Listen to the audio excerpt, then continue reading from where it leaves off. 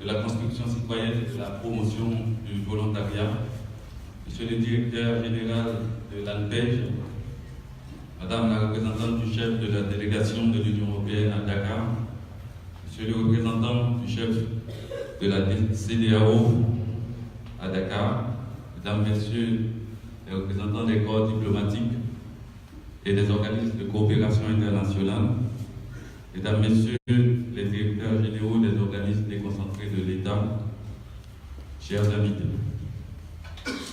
Au-delà du symbolisme de la célébration du 18 décembre comme la journée internationale de la migration, nous sommes également présents ici pour travailler dans le cadre du projet migration dont j'assume le rôle de chef de projet sur une nouvelle offre de service qu'a développée l'Agence nationale pour l'emploi des jeunes, l'ANPEJ. Cette offre de service concerne notamment la mobilité professionnelle légale des demandeurs d'emploi et aussi de la diaspora qui souhaite revenir travailler au Sénégal. Ce projet, c'est un projet financé par la Commission européenne au bénéfice de 5 services publics de l'emploi de l'Afrique de l'Ouest. Nous avons le Sénégal avec l'ANPEJ, le Togo avec l'Agence nationale pour l'emploi, ANPE, la Mauritanie avec l'ANAPEJ, le Cap-Vert avec l'IEFP, l'Institut de l'emploi et de la formation professionnelle, et le Ghana avec l'IAIB, c'est l'Employment Information March.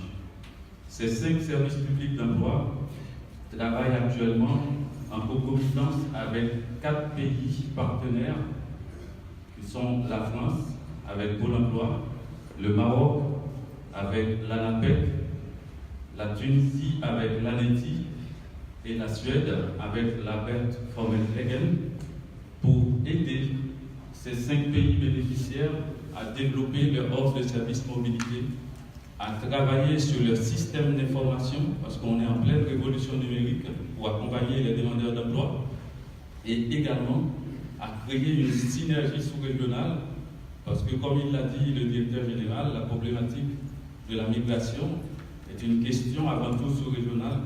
Les statistiques le prouvent.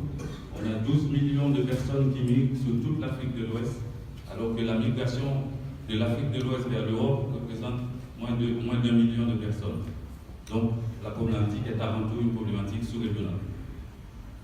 Ce projet construit dans le cadre de la mise en œuvre du programme WOM et du processus RABA a une grande particularité parce que ce projet favorise ce qu'on appelle la coopération triangulaire, nord, sud, sud. Nous travaillons avec nos partenaires dans le cadre de ce projet de l'ANETI, de la Tunisie et de l'ANAPEC du Maroc pour accompagner et donner ce qu'il y a de plus important et de plus intéressant dans notre offre de services à ces partenaires bénéficiaires que représentent les 5 pays dont j'ai cité tout à l'heure. Autre point important dans le cadre de ce projet, c'est aussi le dispositif de co-construction qu'on a mis en place. Chaque décision est co-construite avec le bénéficiaire. Tout ce qu'on met en place est pondéré, évalué et validé par le bénéficiaire. Le bénéficiaire est au cœur du projet et est également décisionnaire.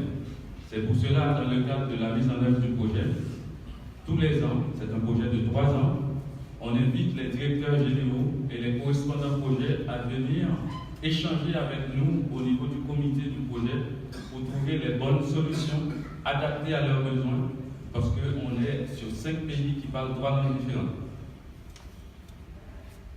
Et nous aussi, au niveau des partenaires du projet, nous décidons également d'accompagner ces pays-là. C'est pour ça qu'aujourd'hui, nous avons les stands de Pôle emploi, les stands de l'ANAPEC, pour vous informer sur comment et quelles sont les conditions de mobilité professionnelle dans nos pays respectifs et faire en sorte que la mobilité professionnelle soit une réussite pour tout le monde. Parce que quand les règles du jeu sont connues, quand tout le monde est au courant de ce qui se passe, de ce qui se fait, on est moins vulnérable par rapport à certaines situations qu'on connaît tous. Donc le projet migration vise 3 grands objectifs. D'abord, structurer et outiller les pays bénéficiaires pour créer leur offre de services au profit de tous les demandeurs demandeurs d'emploi, des entreprises et de la diaspora. Ce travail, on l'a fait avec l'ANAPEJ, on l'a fait avec les 4 autres pays. Actuellement, les offres de services sont créées, comme il a dit le directeur général. Et maintenant, nous sommes à la phase 2, à savoir faire évoluer le système d'information, accompagner le développement numérique de ces services publics de l'emploi. On a fait un diagnostic SI du système d'information et actuellement, on est dans la phase de la finalisation du cahier des charges. Donc, opérationnaliser les systèmes d'information, c'est notre cible pour 2019 et nous comptons y attaquer dès janvier. Migration a mené également un travail sur la consolidation et la mobilisation de la compétence au niveau de la diaspora. On travaille avec plusieurs partenaires en Europe et en Afrique pour trouver des solutions adaptées. On a travaillé en Mauritanie sur un dispositif où on fait travailler tous les partenaires techniques et financiers ensemble pour accompagner l'ANAPEJ de la Mauritanie. Et ce dispositif, on va essayer de travailler là-dessus au niveau de tous les autres pays bénéficiaires parce qu'on a vu qu'il y a du résultat quand tous les partenaires techniques et financiers travaillent ensemble vers un même objectif. On évite les doublons, on évite les chevauchements. Pour finir, je tiens tout particulièrement à remercier le directeur général de l'ANAPEJ, M. Lamine Dieng, parce que le premier jour que je suis arrivé ici, en avril 2017, pour faire le diagnostic partagé et mettre en place un plan d'action, j'ai vu dans l'équipe de l'ANAPEJ une vraie envie et une grande détermination pour accompagner les Sénégalais qui souhaitent partir et les Sénégalais qui souhaitent venir pour investir dans le pays. La première chose qu'il m'a dit, c'est que la mobilité professionnelle est une opportunité. Il avait vu juste, parce que 1200 milliards de transferts chaque année, c'est quand même extrêmement important dans une économie. Et c'est quelque chose aussi qui est valorisant en termes de transfert de compétences. L'équipe s'est mise au travail et en 1 an et demi, ils ont beaucoup travaillé.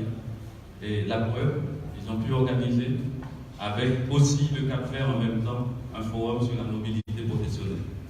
Et dans le cadre de ce projet-là, je tiens aussi à remercier nos amis de l'ANAPEJ de la Mauritanie qui sont là et de la NPE du Togo.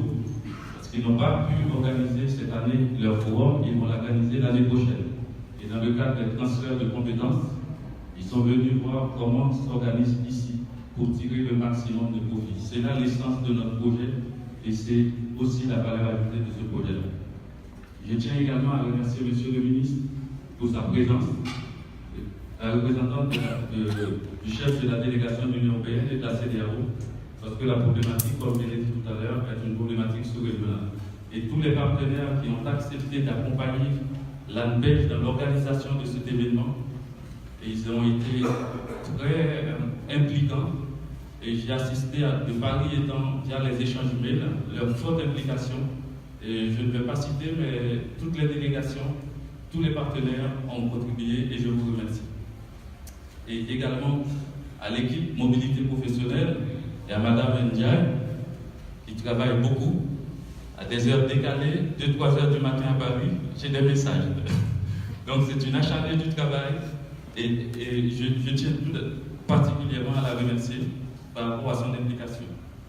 Et le projet a démarré au Sénégal avec le premier diagnostic et à Paris, lors de la dernière réunion de consortium, on a convenu avec le directeur général que la clôture du projet en décembre 2019 se fera à Dakar. Merci. Merci.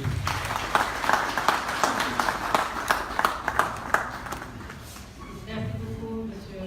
Belli. Merci pour ces beaux témoignages. Permettez-moi, M. le ministre, chers invités, d'intercéder un tout petit peu entre ce discours et l'allocution du représentant de la CEDEAO pour permettre un témoignage d'un compatriote qui a passé 10 ans en Italie et qui a osé le retour. Je dis osé le retour, il a osé et il a écrit un ouvrage sur justement, qui s'intitule justement Oser le retour,